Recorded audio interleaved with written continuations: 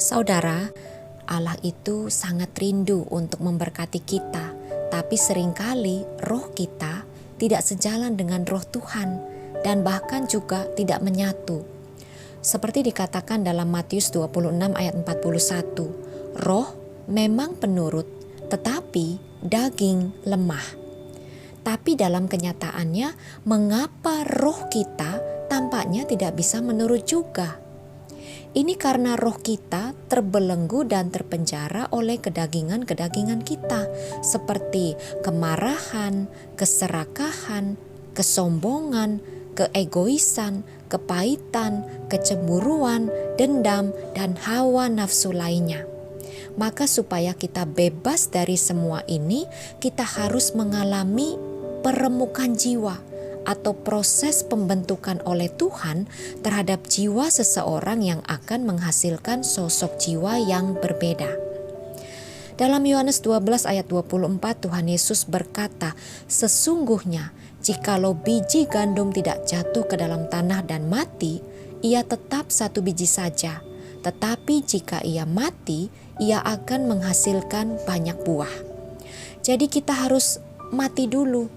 Dalam arti segala kedagingan kita harus diremukan oleh Tuhan lebih dulu supaya kita berubah dan berbuah. Mengapa peremukan jiwa itu perlu bagi kita? Supaya kita hidup menurut roh Allah dan supaya roh kita itu melekat kepada roh Tuhan. Sebab kita ini sangat dikuasai oleh banyaknya kedagingan, sehingga kita tidak bisa hidup menurut kehendak roh Tuhan. Selama kedagingan kita masih melekat, maka akan sulit bagi kita untuk hidup selaras dengan kehendak Tuhan.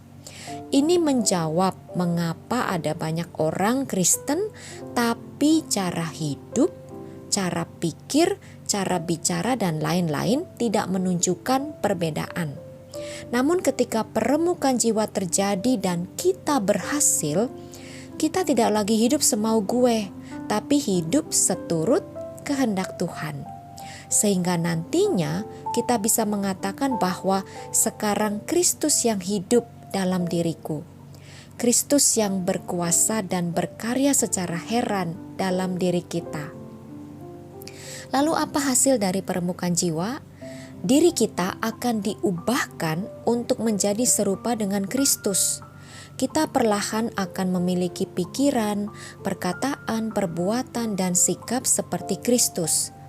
Ketika kita diubahkan menjadi serupa dengannya, hidup kita itu akan menjadi berkat bagi sesama. Namun yang menjadi tantangannya adalah berapa banyak dari kita yang mau menjawab, "Ya Tuhan, saya mau dibentuk dan hidup seperti yang Engkau kehendaki." Apakah saudara mau? Mari kita belajar dari seorang Paulus. Kita baca Filipi 3 ayat 4-6. "Sekalipun aku juga ada alasan untuk menaruh percaya pada hal-hal lahiriah. Jika ada orang lain menyangka dapat menaruh percaya pada hal-hal lahiriah, aku lebih lagi, disunat pada hari ke-8, dari bangsa Israel, dari suku Benyamin, orang Ibrani asli. Tentang pendirian terhadap hukum Taurat, aku orang Farisi. Tentang kegiatan, aku penganiaya jemaat. Tentang kebenaran dalam mentaati hukum Taurat, aku tidak bercacat." Itulah warisan-warisan kebanggaan yang Paulus miliki sebelum perjumpaannya dengan Tuhan Yesus. Namun ketika ia ditangkap Tuhan Yesus, ia dibuat menjadi buta selama 3 hari.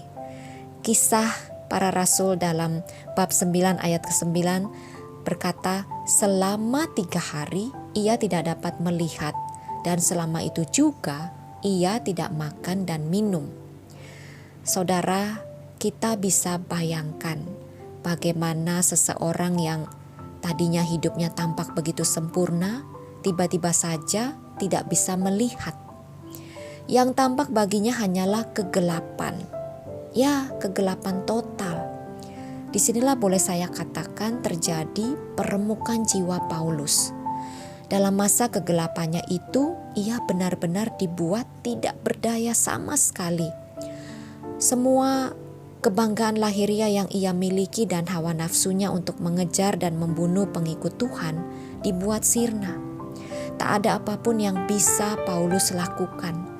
Tak ada lagi kekuasaan, kesombongan, dan kebanggaan dalam dirinya. Dalam masa ini, ia sungguh bertekuk lutut. Bahkan dikatakan selama kebutaannya, Paulus tidak makan dan minum. Di sini terjadi pemurnian jiwa. Paulus diselamatkan dari kegelapan menuju kepada terang, sebab dirinya sendiri tidak menolak atau berontak terhadap perubahan total yang ia alami. Akibatnya, seketika itu juga hidupnya berubah. Ia penuh dengan Roh Kudus. Hidupnya melekat kepada Kristus, dan ia menjadi saksi Kristus yang tidak hanya mengubah hidupnya, tapi juga mengubah dunia. Dalam proses peremukan jiwa hanya ada dua hasil, gagal atau berhasil. Mengapa bisa gagal? Banyak orang gak mau bayar harga. Dalam proses peremukan jiwa, Tuhan itu perlahan-lahan akan memotong kedagingan-kedagingan yang kita miliki. Bagi saudara yang masih dikuasai kemarahan, dan ketika saudara mau sembuh, Tuhan akan kirim orang-orang di sekitar saudara yang sangat menjengkelkan.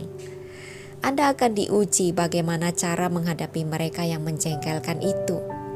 Anda akan terus berusaha menahan diri supaya Anda tidak marah, atau justru kemarahan Anda akan lebih kuat dari sebelumnya. Tadi sudah saya katakan bahwa ada dua hasil dari peremukan jiwa, gagal atau berhasil. Ketika Anda mau bebas dari pribadi yang suka meledak-ledak, Anda akan belajar menjadi orang yang sabar sekalipun Anda jatuh dan jatuh lagi. Anda akan terus merengek kepada Tuhan agar Ia memberi Anda kesanggupan untuk belajar lebih sabar. Anda akan minta ampun kepada Tuhan ketika tidak bisa menguasai kemarahan. Namun di saat yang bersamaan juga, Anda mau berusaha lagi untuk mencoba menjadi pribadi yang lebih sabar. Ada proses di sini, bukan? Dari yang setiap hari marah menjadi berkurang dan terus berkurang marahnya, sampai Anda sadar bahwa Anda tidak lagi menjadi pribadi yang pemarah. Pemotongan kedagingan tidak bisa terjadi seketika itu juga. Tuhan perlahan-lahan membentuk Anda menjadi pribadi yang lebih sabar. Ketika Anda tidak menyerah, Tuhan pun tak akan menyerah kepada Anda. Tetapi ketika Anda memilih menyerah, Anda akan bersikap masa bodoh dan tetap menjadi pribadi yang penuh kemarahan. Anda merasa lelah dengan orang-orang yang menjengkelkan. Anda tetap mau hidup di dalam manusia lama Anda. Anda tidak merengek kepada Tuhan untuk memberi kesanggupan kepada Anda. Anda merasa kesal dan kecewa kepada diri sendiri karena kok saya gak berubah-berubah. Makanya Anda berhenti dan menyerah. Anda lebih memilih menjadi telur yang mengeras daripada wortel yang melunak setelah dimasak dalam air yang mendidih. Contoh lain lagi, bagi seseorang yang suka sekali bergosip, Tuhan akan kirimkan banyak orang yang memancing dia untuk bergosip. Dia sampai tidak tahan dibuatnya, tetapi dia punya dua pilihan, diam atau ikut bergosip. Jika dia mau dibentuk oleh Tuhan, dia akan sekuat tenaga menahan hasrat untuk berdiam diri atau bahkan mengalihkan pembicaraan yang lebih bermanfaat. Jadi, dalam menjalani proses peremukan jiwa, pasti akan ada banyak halangan dan cobaan. Tetapi, hanya ada satu penghalang. Dan penghalang terbesar yang bisa menggagalkan rencana Allah dalam hidup kita adalah diri kita sendiri. Ya, diri kita sendiri. Sehingga dalam masa peremukan diperlukan kesabaran dan ketekunan supaya kita bisa dibentuk menjadi bejana-bejana indah yang Tuhan pakai untuk menjadi saluran berkat bagi sesama.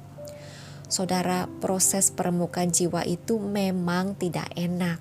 Tapi jika kita berhasil, kita akan memancarkan sinar kemuliaan Tuhan dalam diri kita.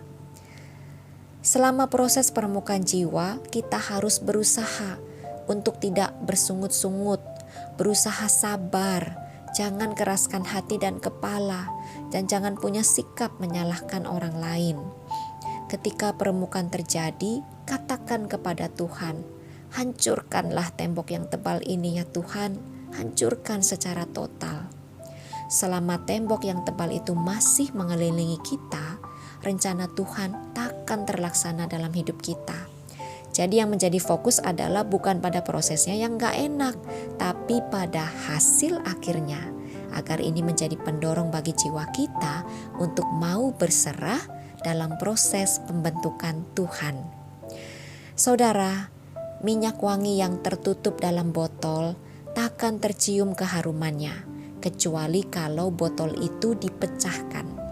Demikian pula keharuman Kristus dalam diri kita takkan tercium oleh sesama ketika diri kita masih terbelenggu oleh bermacam-macam kedagingan. Tetapi ketika jiwa kita sudah diremukkan untuk mengalami pembasuhan, pembersihan, penyembuhan, dan pemurnian, maka kemanapun kita pergi dan berada, keharuman Kristus akan tersebar sehingga kita bisa menjadi saksi Kristus yang sejati. Semoga hati kita semakin terbuka untuk mau diremukkan dan dibentuk oleh Tuhan, agar kita keluar sebagai pribadi-pribadi yang semakin menyenangkan hati Bapa.